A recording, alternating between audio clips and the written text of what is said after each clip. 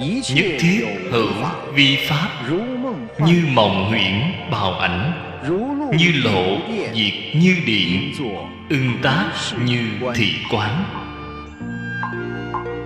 Kinh Kim Cang Giảng Ký.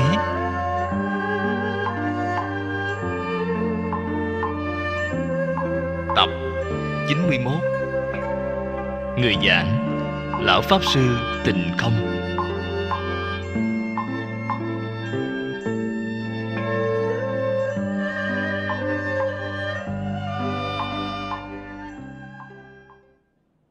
Chúng ta nói thanh tịnh, đó là nói từ trên thể tánh vô nhiễm của nó. Quyết định không có ô nhiễm.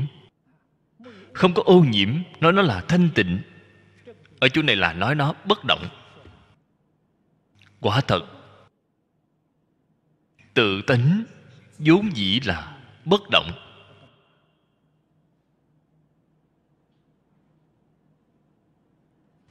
Ở trong chỗ này, bạn đi quán chiếu. Trong Kinh Kim Cang nói tất cả đều không.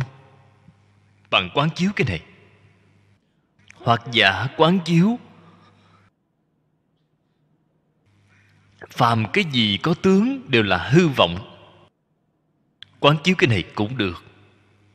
Hoặc giả quán chiếu tất cả pháp hữu vi như mộng huyễn bèo bọt.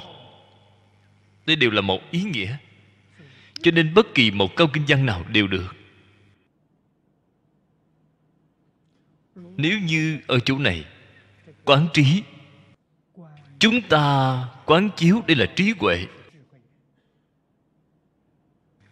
Cái này không phải tình chấp, là tác dụng của trí huệ.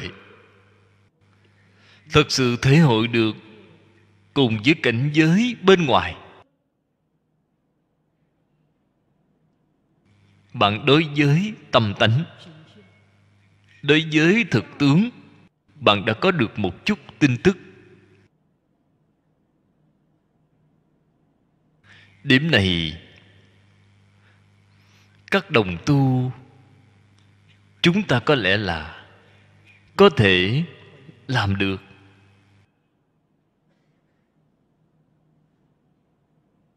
Tôi vừa mới nói được một chút tin tức. Thời gian không phải rất dài. Nếu như cái cảnh giới này bạn vừa được là được vĩnh viễn, thế bạn đã thành Pháp thân đại sĩ rồi. Bạn đã chứng nhập rồi. Chúng ta đây là từ chỗ này lộ ra một chút tin tức. Một chút tin tức này tuy không phải là quả chứng, nhưng mà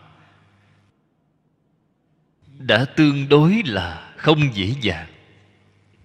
Chúng ta từ vô thủy kiếp đến nay đều mê ở trong huyễn tướng, hoàn toàn không biết có chân tâm, có bổn tánh, không biết. Cho nên mặc dù là lĩnh hội ngắn ngủi cũng vô cùng đáng quý. Giống như ở trong bóng tối. Đây là bóng tối thời gian rất lâu rồi. Bỗng nhiên có một tia chớp.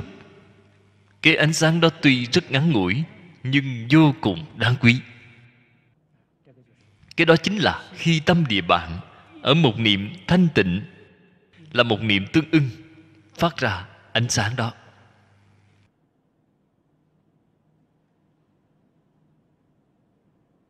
Từ đó về sau, cái công phu này liên tục không dứt. Cái cảnh giới này đã có thể thường xuyên hiện tiền. Đây là cảnh giới tốt. Nhược lĩnh hội đắc thực tướng tiện thị phi tướng. Thực tướng là gì? Chính là tự tánh của tất cả dạng pháp. Bản thể của tất cả dạng pháp. Ở chỗ này nói tuy rất dễ dàng, nhưng làm thì vẫn thực sự là không đơn giản. Tĩnh tâm, tâm nếu tĩnh đến trình độ tương đối,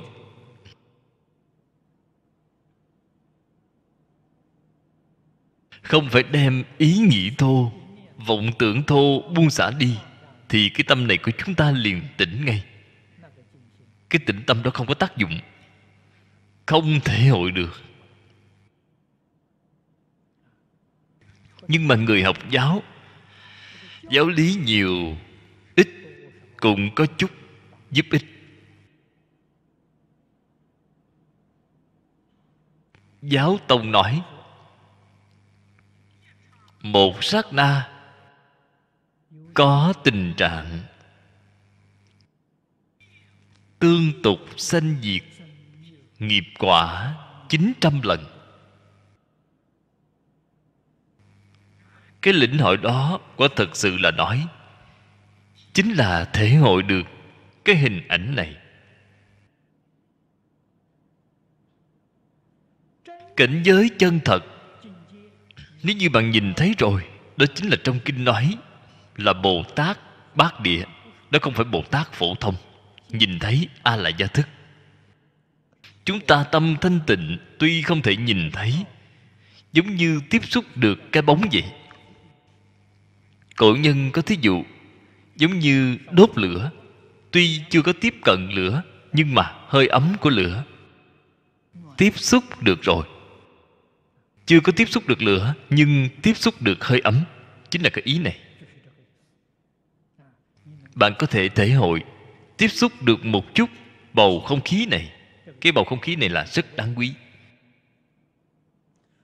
Nhất định phải hiểu được thực tướng tức là phi tướng.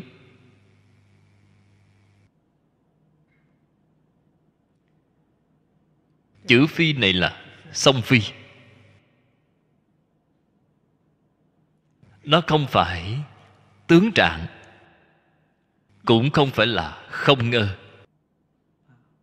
Chúng ta phần trước trong kinh nói phi pháp tướng, phi phi pháp tướng. Pháp tướng là có, phi pháp tướng là không. Nói cái chữ phi này là hai bên đều không phải.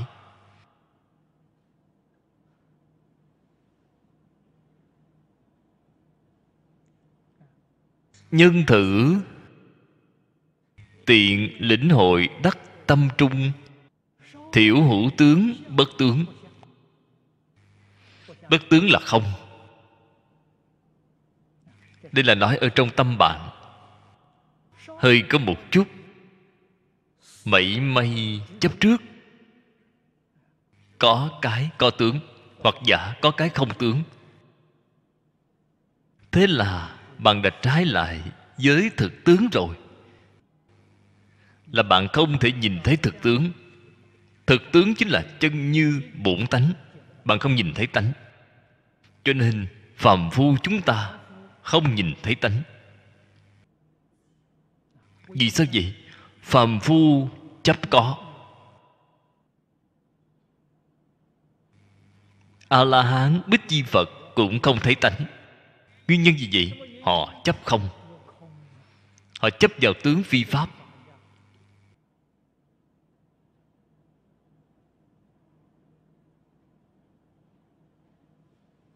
Đều không thể nhìn thấy thực tướng. Chỉ có Bồ Tát Đại Thừa, họ hiểu rõ chân tướng sự thật, không trụ hai bên có không. Không trụ hai bên thì thực tướng hiện tiền ngay. Tu hành dụng công hạ thủ xứ, tức thì tu ư dị khởi tâm động niệm thời, tinh mật quán chiếu. Cái câu này rất khó giảng.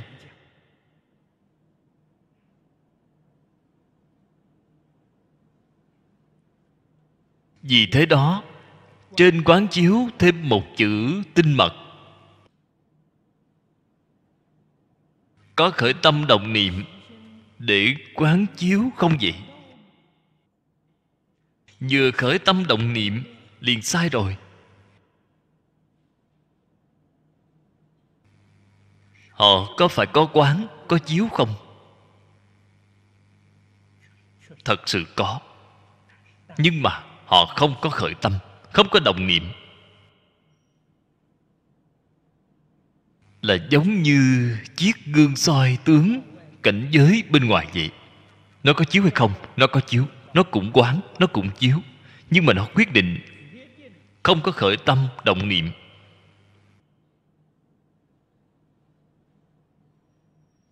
Chúng ta học như thế nào đây?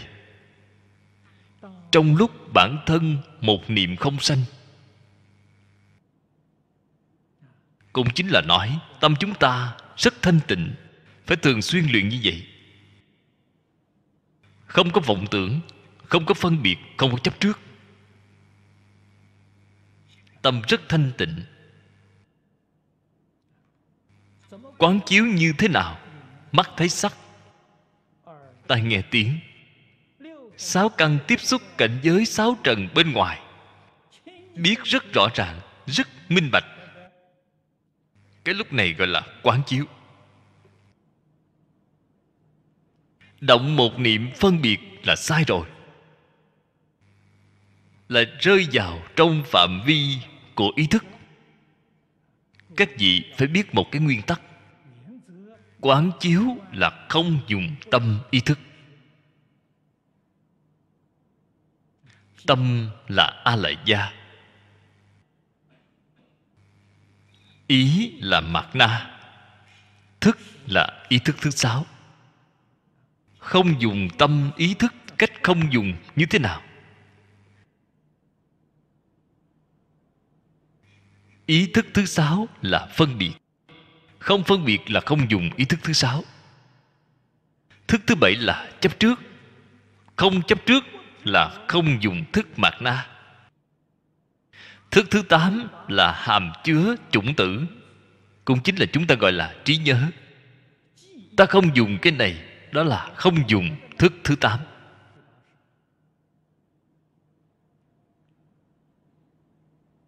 Tâm ý thức đều không dùng. Đó là cái gì khởi tác dụng vậy? Đó chính là chân tâm bổn tánh khởi tác dụng. Lìa vọng rồi chính là chân. Lìa vọng rồi muốn đi tìm một cái chân nữa, thế thì hỏng rồi. Đó chắc chắn là hư vọng. Làm gì có chân được chứ? Đoạn này, câu sau cùng này chính là cái ý này. Trong khi chưa có khởi tâm động niệm, chúng ta lúc bình thường cũng có cái cảnh giới này, chỉ là thời gian không nhiều thôi. Thật sự dụng công thì cái cảnh giới này sẽ thường có. Hơn nữa có khi duy trì thời gian cũng tương đối dài, cũng có thể duy trì dài một chút. Tâm thanh tịnh. Vào lúc này sáu căn tiếp xúc cảnh giới sáu trần. Nếu như vừa cảm thấy có một chút công phu, thế thì hỏng rồi. Bạn đã rơi vào trong vọng tưởng rồi.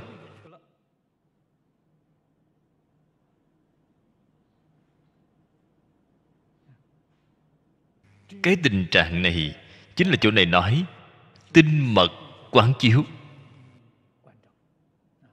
Lìa tâm ý thức. Thiền tông tham thiền, phải lìa tâm ý thức mà tham, vậy mới có thể kiến tánh. Không những tham thiền, phải lìa tâm ý thức. Lìa tâm ý thức chính là không phân biệt, không chấp trước, không để ấn tượng.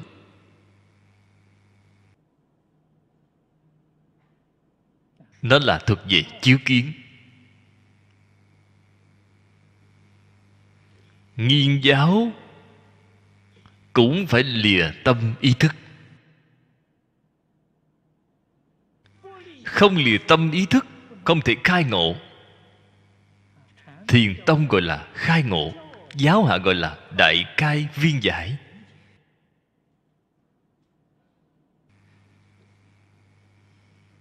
Chúng ta thường nghe người ta nói thông một kinh thì thông tất cả kinh. Họ sao có thể thông rồi vậy? Khai giải rồi. Đại khai viên giải. Người niệm Phật chúng ta cũng phải lìa tâm ý thức. Nếu như lìa tâm ý thức bằng một câu A-di-đà Phật này, gọi là lý niệm, bạn được nhất tâm bất loạn, là lý nhất tâm bất loạn. Tương lai giảng sanh thế giới cực lạc, sanh về thực báo trang nghiêm độ. Cái phẩm vị đó là cao rồi. Đương nhiên cái sự việc này không dễ dàng như vậy. Phàm phu thông thường chúng ta tập khí, phiền não, vọng tưởng vô cùng sâu nặng. Không phải không muốn đoạn, đoạn không hết. Vẫn là suốt ngày đang khởi vọng tưởng. Ngủ mà còn thấy ác mộng, thế thì có cách gì bây giờ? Vậy thì nghĩ đến tu pháp môn khác, khó. Bạn tham thiền, không có cách gì khai ngộ. Bạn nghiệp chướng quá nặng. Bạn học giáo không thể đại khai viên giải được. Bởi vì bạn không cách gì lìa khỏi phân biệt chấp trước. Niệm Phật thì được.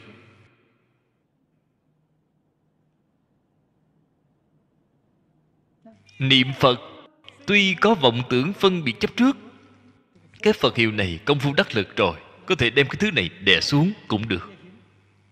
Họ có thể giảng sanh, gọi là đới nghiệp giảng sanh. Đây chính là điểm mà pháp môn niệm Phật thuận tiện hơn, dễ dàng hơn so với những pháp môn khác. Học pháp môn khác thì chúng ta quả thật sự là không có năng lực ra khỏi tam giới. Chỉ có pháp môn niệm Phật, chúng ta có thể giảng sanh thế giới cực lạc. Loại giảng sanh này là sanh về phàm thánh đồng cư độ, không phải thực báo trang nghiêm độ. Tuy không phải, cũng không sao. Đến thế giới Tây Phương cực lạc rồi, cái nơi này rất thù thắng, gọi là một sanh thì tất cả sanh. Chúng ta sanh đồng cư độ, phương tiện độ, thực báo độ, tịch quang độ, đến nơi đó đồng thời đều nhìn thấy cả. Không giống như 10 phương cõi nước chư Phật, 4 độ họ có cách biệt, không ở cùng nhau. Trong đó có giới hạn. Phàm thánh đồng cư độ không nhìn thấy A-la-hán, Bích Chi Phật của phương tiện hữu dư độ.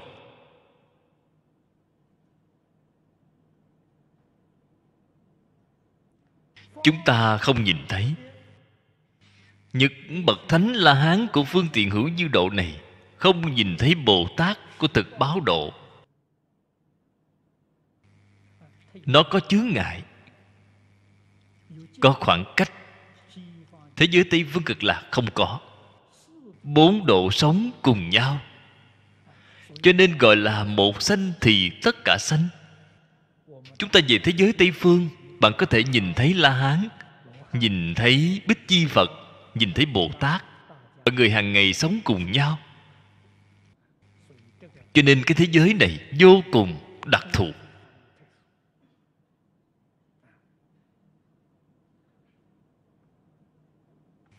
Đương tri niệm đầu bất khởi tắc dĩ, khởi tắc phi chi, tiện thị ly niệm chi, khoái đau lợi phủ giả, khỉ phi tối diệu quán môn.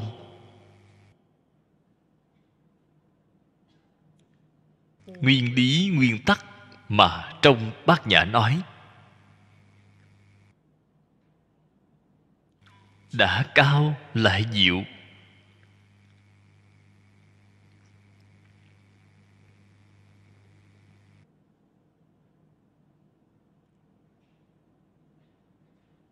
Nhưng mà đối với phàm phu tập nghiệp sâu nặng như chúng ta mà nói là quá khó. Ý nghĩ không khởi thì thôi, đây khởi lên một cái vọng niệm. Khởi tắc phi chi. Bạn phi như thế nào đây? Phi là đem nó trừ bỏ. Vọng niệm khởi lên, bạn dùng phương pháp gì để trừ đây? Trong Kinh Kim Cang nói phàm cái gì có tướng đều là hư vọng. Có trừ bỏ được không? Không trừ được. Trong tâm bạn vẫn còn một cái phàm. Cái gì có tướng đều là hư vọng. Lại khởi cái vọng niệm rồi. Vọng niệm không thể trừ được vọng niệm. Vậy mới biết là khó.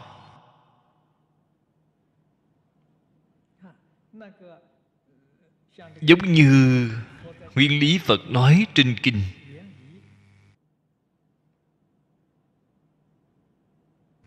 vì cho chúng ta cách quán. Ương vô sở trụ, nhi sanh kỳ tâm. Chúng ta niệm câu này thì trong tâm đã chấp câu này từ lâu rồi, đã có trụ từ lâu rồi, làm gì là vô trụ được chứ? Phàm sở hữu tướng, niệm cái niệm này ở trong tâm. Phàm sở hữu tướng, 4 cái chữ đó rất rõ ràng, đã chấp tướng rồi.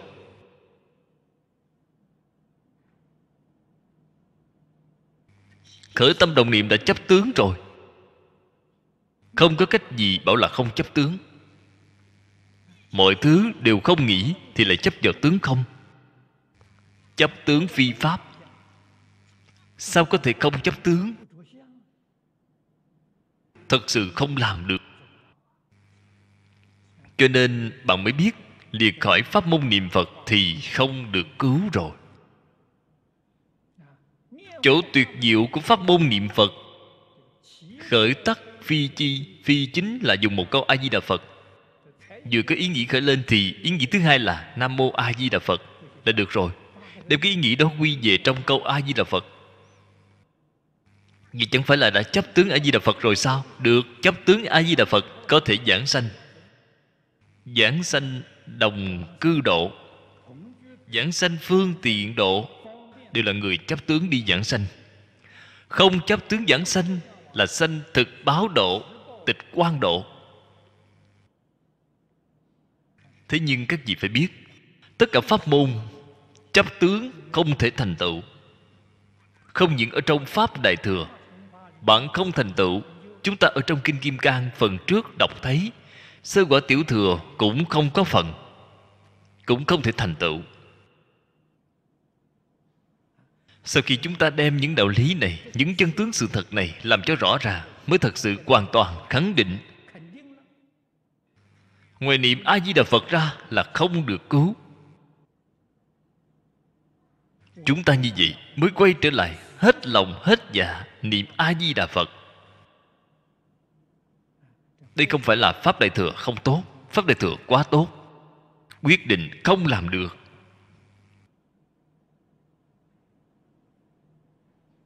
Cho nên chúng ta học đến chỗ này, phương pháp duy nhất chính là đem nó quay trở về trên câu Phật hiệu,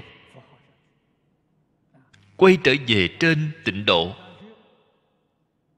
Cái phương pháp này là tối diệu. Cái phương pháp này là tối thù thắng. Bạn xem, nếu như bạn dùng cái phương pháp này của Kinh Kim Cang, phần trước đã nói đây là trí niệm. Chúng ta quay về bên phía Phật hiệu này, đây là tịnh niệm. Tịnh niệm còn thân thiết hơn trí niệm.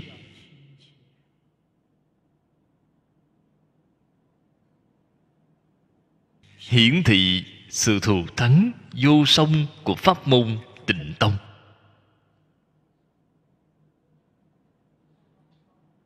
Lục độ vạn hạnh, nhất nhất như pháp, tinh tấn tu hành. Nhi tầng vô giới, đế ư kỳ hung trung. Lục độ từ bố thí Trì giới nhẫn nhục tinh tấn thiền định đều là thuộc về sự. Thuộc về sự tướng. Tất cả pháp thế xuất thế gian vô lượng vô biên, đem nó quy nạp chung lại, không ngoài 5 cương mục lớn, là 5 đầu trước. Phía sau câu này: tầng vô giới đế ư kỳ hung trung. Câu này là bát nhã ba la mật. Sự có làm không gì? Làm. Phải chăm chỉ làm, phải nỗ lực làm.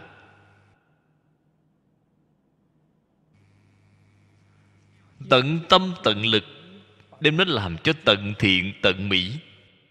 Ở trong tâm như chẳng có việc gì, rất sạch sẽ, không nhiễm mảy bụi. Không những là sau khi sự việc làm rồi không nhiễm, mà khi đang làm cũng không nhiễm. Thế bạn chính là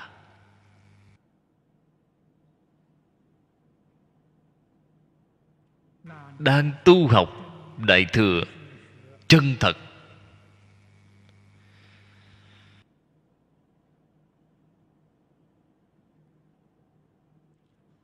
Chúng ta phải biết ở trong cái này có sự quan hệ rất lớn. Ở trong tâm vừa có dính nhiễm, chính là nghiệp luân hồi rồi. Chỉ cần có một mảy may dính nhiễm,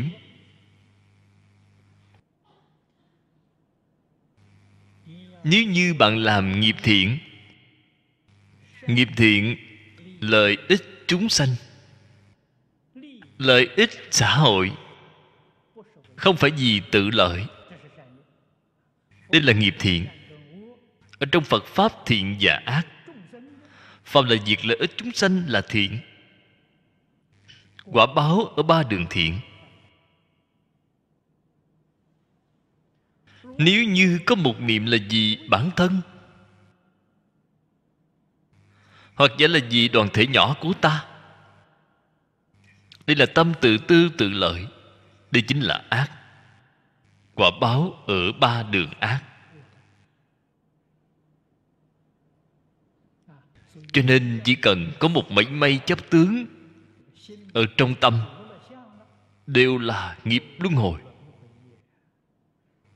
Nếu như chúng ta hiểu rõ cái sự thật này, mới biết đáng sợ. Chúng ta là tâm luân hồi. Tâm luân hồi là tâm gì?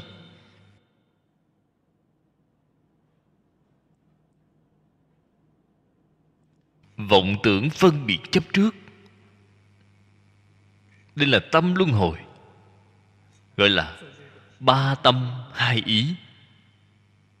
Bạn dùng ba tâm A là gia, mạt na, ý thức. Thức thứ sáu, đây là tam tâm. Nhị ý chính là thức mạt na cùng ý thức. Mạt na gọi là ý căn. Thức thứ sáu gọi là ý thức, gọi là hai ý. Dùng cái tâm này, bạn dùng 8 thức 51 tâm sở. Đây gọi là tâm luân hồi. Làm việc là nghiệp luân hồi. Bạn còn có thể muốn vượt qua lục đạo luân hồi sao? Không có việc đó.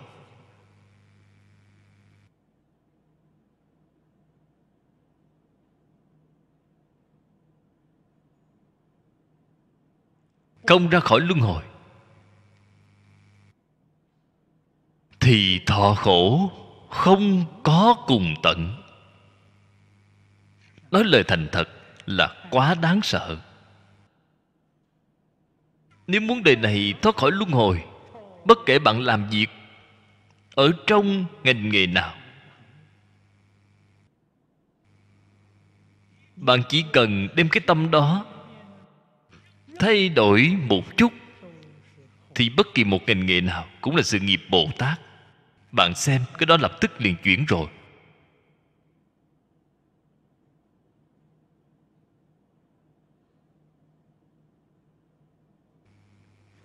Sự nghiệp Bồ Tát làm như thế nào vậy? Ở trong tâm, ngoài câu A-di-đà Phật ra thì chẳng có việc gì.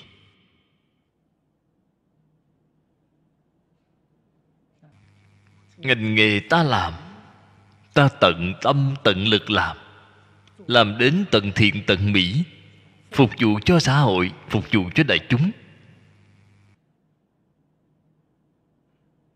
Không những phục vụ mà còn làm tấm gương cho đại chúng xã hội.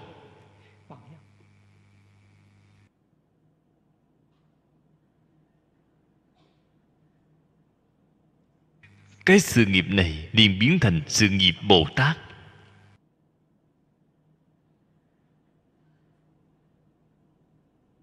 Phổ độ chúng sanh, khiến người cùng ngành với bạn học tập theo bạn.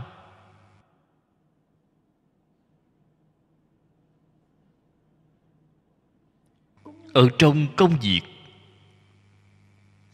ở trong đời sống, chính là hành đạo Bồ Tát.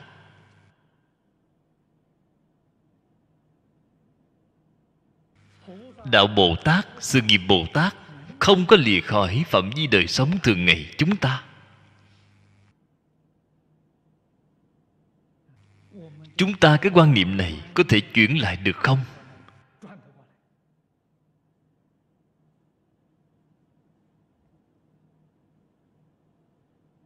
Hạnh của Bồ Tát là bố thí. Ý nghĩa của bố thí rất rộng. Bố thí mà chúng ta ở trên kinh này nói là hết tâm, hết lực của chúng ta, hết sức lực của chúng ta, vì tất cả chúng sanh phục vụ. Đây là bố thí. Trì giới là tuân thủ không những lời giáo giới của Phật Đà, chúng ta phải tuân thủ, mà pháp luật của quốc gia, những quy định của địa phương, thảy đều phải tuân thủ. Thậm chí là phong tục tập quán, quan niệm đạo đức, bất thành văn, mọi thứ đều phải tuân thủ. Đây gọi là trì giới.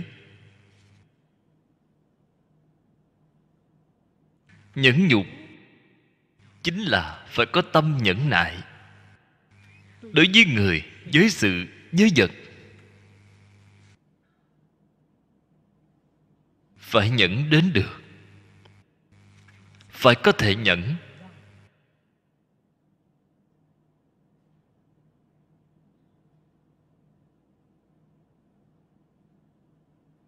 Trong Kinh Kim Cang, Thế Tôn ở trong hạnh Bồ Tát đặc biệt nhấn mạnh bố thí và nhẫn nhục. Bạn thấy trong Kinh Kim Cang Lục Độ chỉ có hai điều này là nói nhiều nhất. Bố thí là tu phước, nhẫn nhục là giữ phước báo, mới có thể giữ được. Không thể nhẫn thì không giữ được rồi.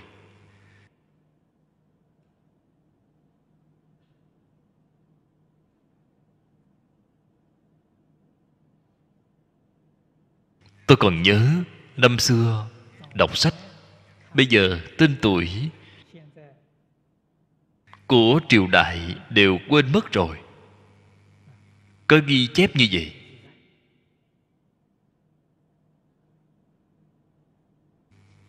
Có một gia đình đại khái làm quan cũng rất lớn,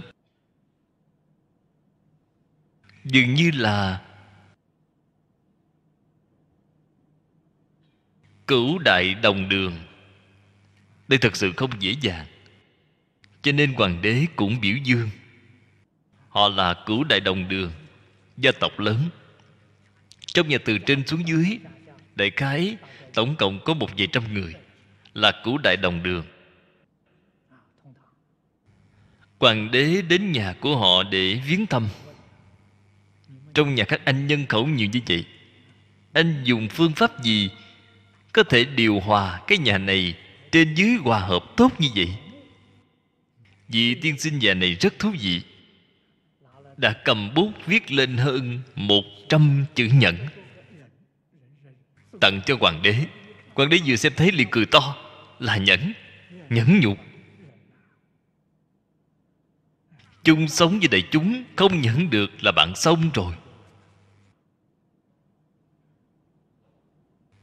Ở trong gia đình nhẫn được thì là gia hòa. Công ty cửa hàng nhẫn được thì cái công ty cửa hàng này của bạn, chủ và nhân viên hòa hợp. Cho nên nói gia hòa vạn sự hưng.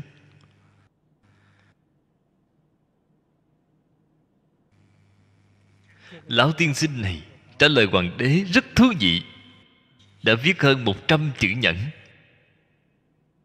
Không nhẫn được thì không thể thành tựu. Cho nên hạnh của Bồ Tát là niệm niệm vì chúng sanh. Niệm niệm đều vì lợi ích chúng sanh, không có nghĩ đến bản thân. Nghĩ đến bản thân liền có phân biệt chấp trước rồi, liền có vọng tưởng. Nghiệp bạn tạo là nghiệp luân hồi.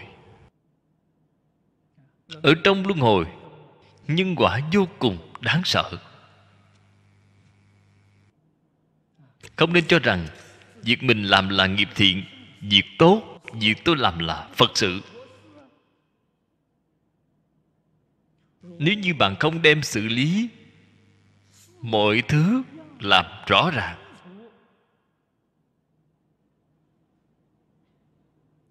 thì rất có thể tương lai đọa vào trong địa ngục, vẫn không biết tại vì sao mình bị đọa.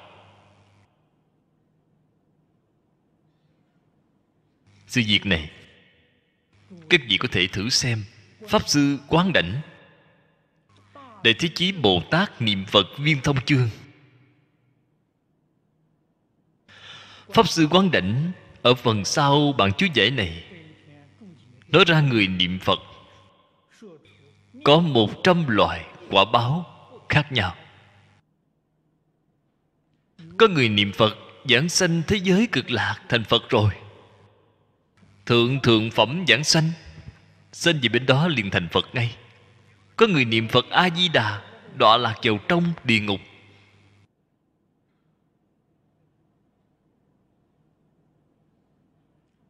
Tôi vào thời đó là học trò, xem thấy bản sách này, xem thấy niệm Phật được quả thiện, chúng ta không hoài nghi là chuyện phải được.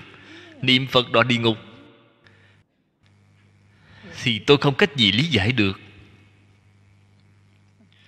Người niệm Phật không tốt đi nữa cũng không đến nỗi đọa địa ngục. Tôi đem cái sự việc này, đã đem sách này đi thỉnh giáo với Lý Lão Sư. Lý Lão Sư vì nhìn thấy vấn đề lớn này, bảo tôi không giảng cho một mình anh nghe. Khi tôi giảng kinh sẽ giảng cho đại chúng nghe. Thì vì chúng tôi tuyên thuyết ra rồi.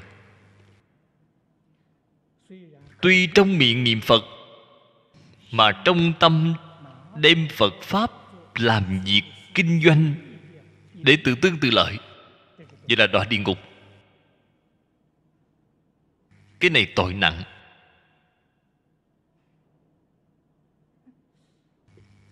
Người niệm Phật cho dù dùng Phật Pháp để làm ăn buôn bán, kiếm một chút tiền, kiếm một chút lợi, cũng không đến nỗi tội lớn như vậy chứ. Không biết rằng nó trong đó có cái đạo lý là đem hình tượng Phật Pháp phá hoại rồi, khiến tất cả đại chúng xã hội sinh ra hiểu lầm đối với Phật giáo. Cái tội này họ phải tự gánh lấy. Vậy là nghiêm trọng rồi. Đây là phá hoại uy tín của Tam Bảo, chướng ngại tín tâm của biết bao nhiêu người tu học Phật Pháp.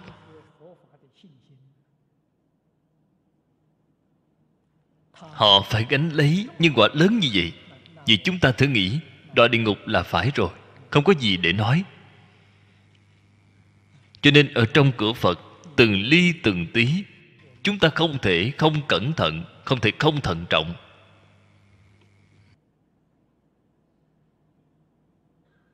Và còn nữa là vật tam bảo, tổn hoại tam bảo, trộm cắp của tam bảo đều là đọa địa ngục A Tỳ. Sự việc này chúng tôi trước đây cũng là không nghĩ ra. Đồ vật ở trong đạo tràng, khi chưa có sự đồng ý của chủ nhân đạo tràng, chỉ là len lén lấy một chút về nhà, đâu có tội lỗi lớn như vậy. Không hề nghĩ đến nó nghiêm trọng như vậy. Kết tội kết từ đâu vậy? Từ trên giới luật chúng ta hiểu được cái ý nghĩa này.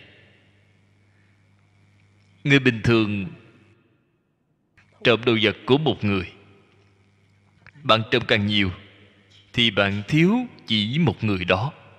Thế cái tội này là nhẹ rồi. Bạn trộm của họ 100.000, trộm của họ 1 triệu, thì chỉ có một người. Cái tội này nhẹ. Nếu như cái này tài sản là của chính phủ Singapore, là tài sản của quốc gia, cho dù là 1 đồng, bạn trộm cắp rồi, thế thì bạn phiền phức to rồi. Vì sao vậy? 1 đồng này là của chính phủ Singapore. Tiền của chính phủ ở đâu mà có gì? Là tiền thuế của nhân dân, tài sản của tất cả người dân Singapore, bạn đều trộm rồi. Cái phiền phức này của họ là lớn. Cái này khi trả thì rất phiền phức. Nên kết tội là kết như vậy. Cái tội này là rất nặng. Tuy trộm rất ít nhưng mà tội thì nặng vô cùng. Bạn biến thành người trộm tài sản của nhiều người như vậy. Thế thì tài sản tam bảo thì càng gay go hơn rồi. Tam bảo không có giới hạn quốc gia. Không những không có giới hạn quốc gia, mà còn không có giới hạn cõi Phật. Tận hư không khắp pháp giới. Ở trong tất cả 10 phương 3 đời, tất cả cõi nước chư Phật, tam bảo đều có phần. Thế nếu như bạn trộm nó một cây kim sợi chỉ, 1 đồng 1 xu, thì cái tội đó không cách gì tính đếm được. Cho nên đọa địa ngục A Tỳ. Cách kết tội nó là như vậy. Cho nên nếu trộm cắp của một người thì không có vấn đề gì. Dứt khoát không nên trộm tài sản của chính phủ và tài sản tam bảo. Cho nên chúng ta mới biết cái cách nói nó là như vậy. Nếu không thì đâu có nặng như vậy. Chúng ta tuyệt đối không dám xem thường, cho rằng cái này không có quan hệ gì lớn. Nhưng mà trộm cắp rất dễ dàng phạm, rất dễ phạm. Thí dụ giấy bì thư dùng trong thường trụ, dùng nơi công cộng, tùy tiện lấy để viết thư, thường trụ có đồng ý cho bạn hay không, bạn cũng không có nói. Vậy là phạm tội trộm cắp.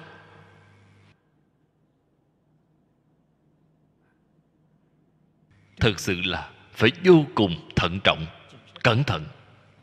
Thế vật phẩm để bên ngoài, kết duyên, cái đó không có sao. Bạn lấy nhiều một chút, đó là kết duyên với bạn, là quà tặng cho bạn. Không phải đồ kết duyên thì không được. Vật thường trụ thì một tờ giấy cũng không được phép động. Điều này chúng ta nhất định phải rõ ràng, phải hiểu rõ. Cho nên lục độ phải nhất nhất như pháp, tinh tấn tu hành. Ở trong tâm rất sạch sẽ, như chẳng có việc gì. Nhất nhất tinh tấn, bất hoại giả, là không hoại pháp thế gian. Vô bất tướng giả, vô bất tướng chính là có tướng. Không có rơi vào không.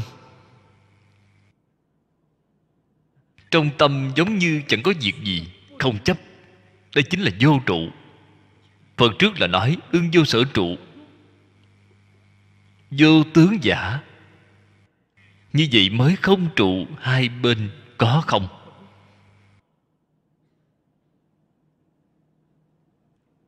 Là đã tương ưng với thể, tướng, tác dụng của tự tánh. Đây gọi là thuận theo tự tánh. Cái này là Phật Bồ Tát. Tất cả pháp thế gian,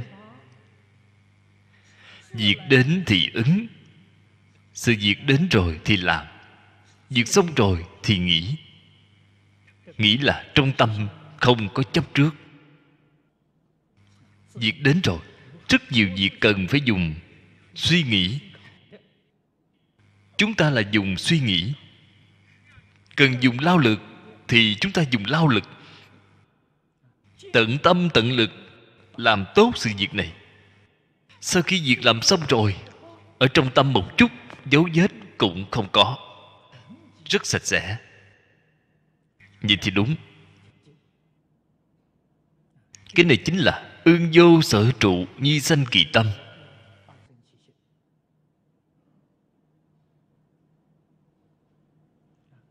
Tuy hưu nhi năng ứng, ứng nhi năng hưu. Sở dĩ đề đắc khởi, phóng đắc hạ. Ý của có thể buông được chính là chỗ này, gọi là nghĩ. Trong tâm sạch sẽ, không nhiễm mảy bụi. Đề khởi tức là phải làm. Việc bổn phận của chúng ta phải chăm chỉ nỗ lực mà làm. Có thể thấy Phật Pháp hoàn toàn không phải tiêu cực. Rất chăm chỉ, rất nỗ lực đang làm sự nghiệp lợi ích tất cả chúng sanh. Thế gian bất kỳ ngành nghề nào cũng là lợi ích xã hội, lợi ích đại chúng. Vì đại chúng phục vụ.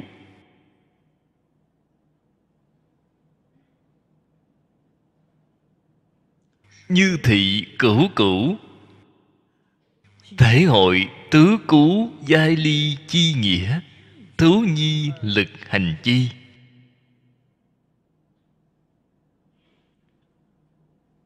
Tiện năng tố đáo, ứng thời tiện thị hưu thời, hưu thời tiện năng ứng thời. Tự nhiên lưỡng biên bất trước, tứ cứu giai ly thử hữu, thị tối diệu hành môn. Tứ cứu, ở trong Phật Pháp thường nói tứ cứu bách phi. Tứ cứu này là tứ cứu căn bản. Cứu thứ nhất là có, cứu thứ hai là không, cứu thứ ba là cũng có cũng không, cứu thứ tư là không có không không. Đây gọi là tứ cứu. Tứ cứu này là tổng tất cả Pháp. Đem Pháp thế xuất thế gian thấy đều bao gồm cả rồi. Tóm lại không thể ra khỏi tứ cứu này. Từ trong cái tứ cứu này triển khai tiếp chính là vô lượng vô biên cứu. Không chỉ 100 cứu, là vô lượng vô biên cứu. Cái này là căn bản của vọng tưởng chấp trước.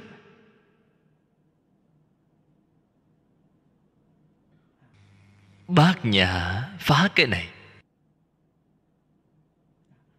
Như thị cửu cửu thể hội, tứ cứu giai ly, không trụ hai bên có không. Trong bổn kinh về chúng ta, lìa tướng Pháp, lìa tướng phi Pháp. Phi tướng phi phi tướng chính là cái ý này. Cái đạo lý này hiểu rõ rồi, tôn chỉ cũng thể hội được rồi, thì chăm chỉ mà làm, nỗ lực mà làm, chăm chỉ mà làm.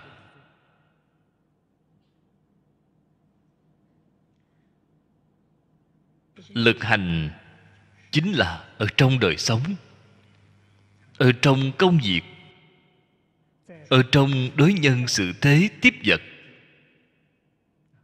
là như vậy mà làm, hoàn toàn dựa theo đạo lý của Kinh Kim Cang.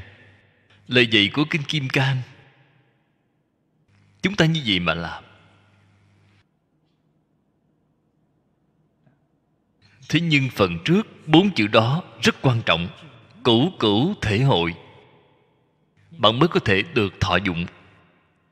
Nếu bạn làm rất thuần thục, làm được rất thuần thục, liền vào cái cảnh giới này. Cảnh giới gì vậy? Ứng thị tiện thị hưu thời, là lúc ta đang làm, chính là lúc tâm địa thanh tịnh. Lúc tâm địa thanh tịnh chính là lúc ta đang làm. Hoặc giả chúng ta vẫn dùng 2 câu phía trước của Kinh Kim Cang. Lúc vô trụ chính là lúc sinh tâm.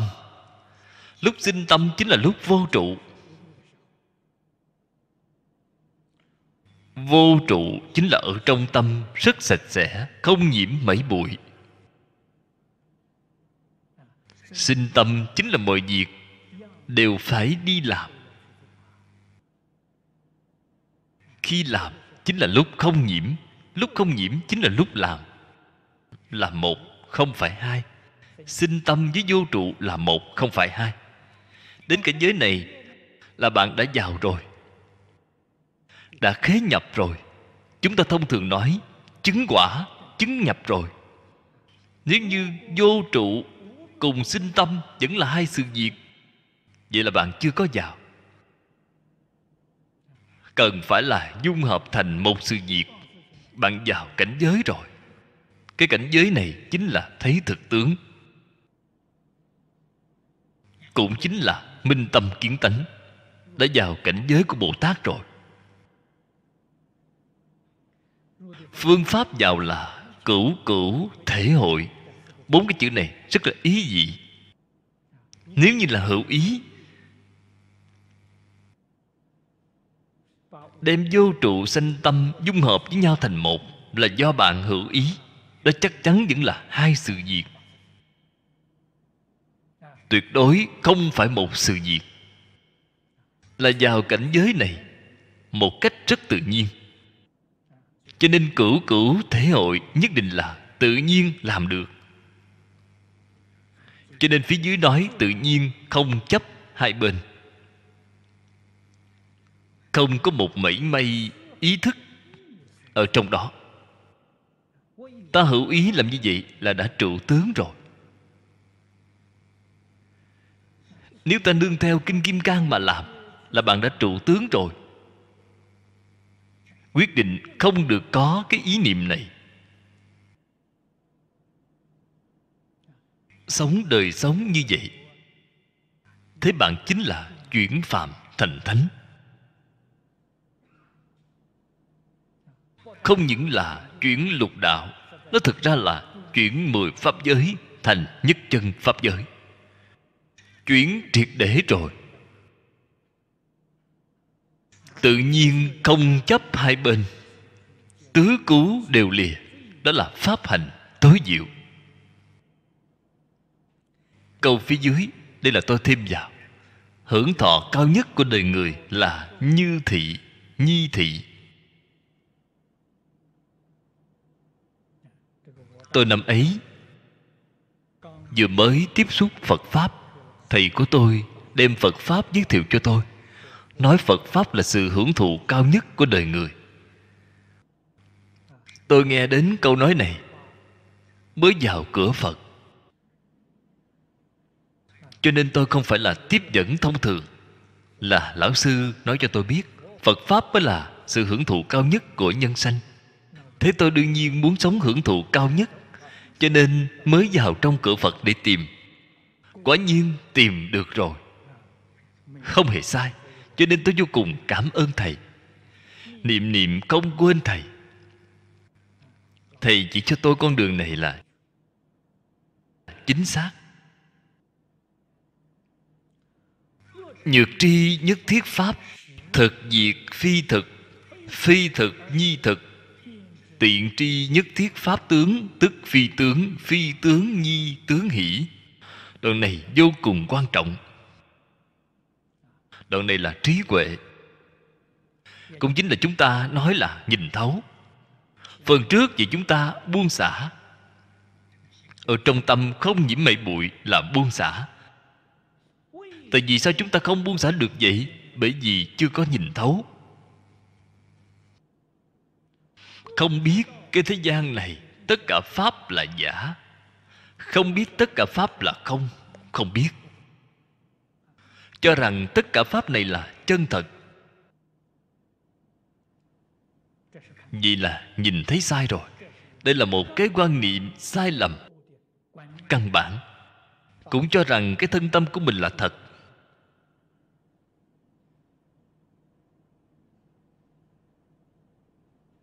Tất cả vạn sự vạn vật cũng cho rằng là thật. Thế là ở trong này khởi ý nghĩ tự tư tự lợi, khởi ý nghĩ phân biệt chấp trước, ái thủ hữu. Như vậy mới tạo nghiệp. Nghiệp lực lại biến ra cảnh giới. Giáo nghĩa tướng tông nói với chúng ta,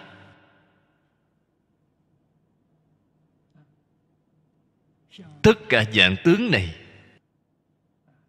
xâm la dạng tượng, duy tâm sở hiện, duy thức sở biến. Tại vì sao lại có 10 pháp giới vậy? 10 pháp giới từ đâu mà có vậy? 10 pháp giới là do nghiệp lực biến ra. Pháp giới 6 cõi là do nghiệp nhiễm biến ra. Pháp giới 4 thánh là do nghiệp tịnh biến ra. Nhiễm tịnh thấy đều xa lìa thì đó chính là nhất chân pháp giới. Đã thoát khỏi 10 pháp giới rồi. Từ đó cho thấy chúng ta khởi tâm động niệm tất cả đều là nghiệp. Nó có thể biến cảnh giới. Nghiệp thiện biến cảnh thiện, biến thành cảnh giới tốt. Nghiệp ác biến cảnh giới ác của ba đường ác. Đây không phải Phật Bồ Tát an bày cho chúng ta, cũng không phải do vua Diêm La ở đó tạo nên. Không phải vậy.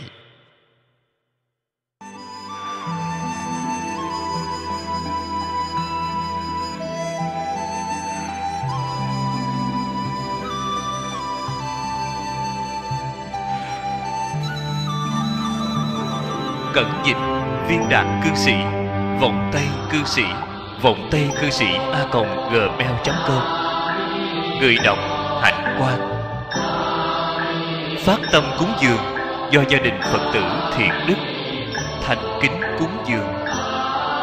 Nguyện cả thảy chúng sanh đều tín niệm Di Đà, đồng cầu sanh về nước Cực Lạc.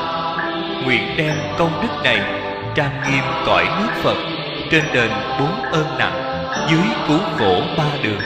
Nếu có ai thấy nghe đều phát tâm Bồ Đề, hết một báo thân này, đồng sanh về nước Cực Lạc.